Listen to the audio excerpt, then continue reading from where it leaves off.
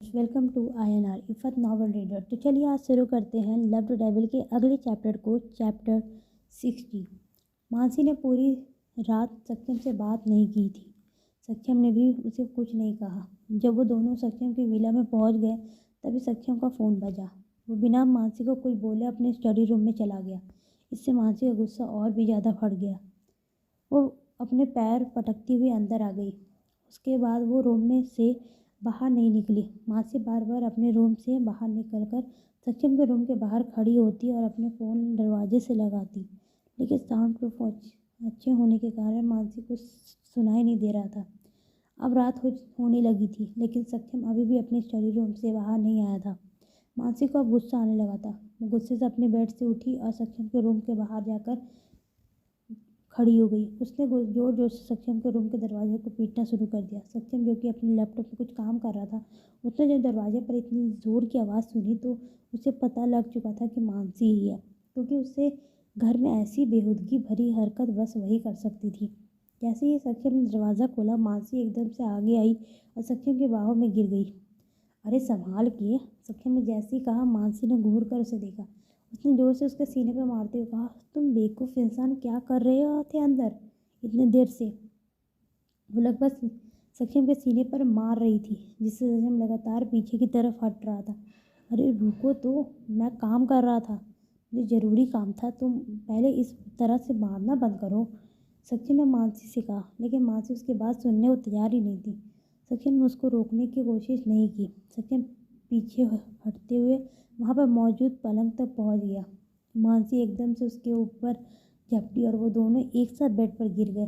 सत्यम मानसी के नीचे था और मानसी उसके ऊपर। मानसी ने जल्दी से सत्यम को दोनों हाथ पकड़ लिए और उसके ऊपर बैठते हुए बोली, मुझे एक बात बताओ, तुम आखिर खुद को समझते क्या हो? तुम कॉलेज के बाहर खड़े होकर उस लड़की के साथ फ्लर्ट कर रहे थे, तुम्हें क्या लगा मुझे कुछ समझ में नहीं आएगा?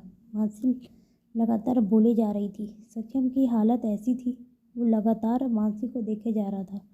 जिस तरह से मानसी उसके ऊपर बैठी थी, सत्यम को काफ़ी अनकंफर्टेबल फील हो रहा था। उसका दिमाग किसी और दिशा में ही दौड़ रहा था। मानसी और को अब और ज़्यादा गुस्सा आने लगा था, क्योंकि सत्यम उसकी बात का कोई जवाब नहीं दे रहा था।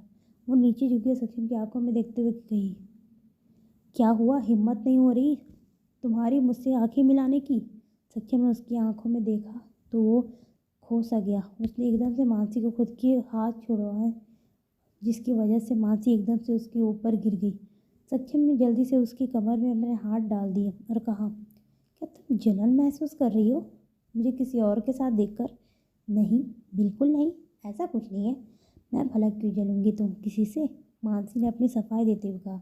वो लगातार कोशिश कर रही थी कि सत्यम उसे छोड़ दे, लेकिन सत्यम का शायद मन नहीं था उसे छोड़ने का। सत्यम ने झटके से उसे खुद के नीचे कर लिया और उसके ऊपर आते ही उसके लिप्स को चूम लिया। मानसी ने विरोध नहीं किया।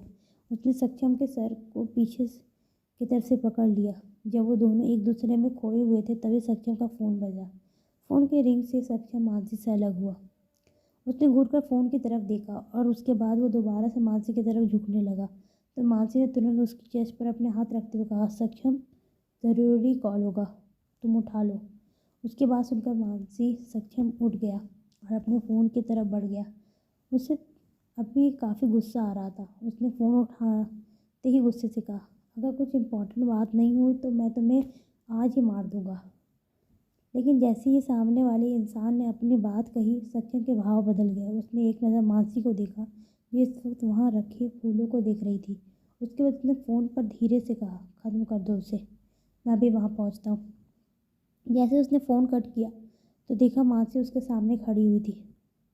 सत्यम का चेहरा एकदम से बदल गया, लेकिन जैसे उसने मानसी के चेहरे पर एक प्यारी सी मुस्कान देखी तो उसे एहसास हो गया कि मानसी ने उसकी बात नहीं सुनी है। तुम खाना खाकर सो जाना, मुझे आने में थोड़ी देर हो जाएगी, सत्यम ने कहा तो मानसी के चेहरे की मुस्कुराहट गायब हो गई। तुम कहाँ जा रहे हो? मानसी ने कहा, मुझे कुछ ज़रूरी काम निपटाने हैं। ये कहकर सत्यम अपना कोट उठाकर वहाँ से चला गया।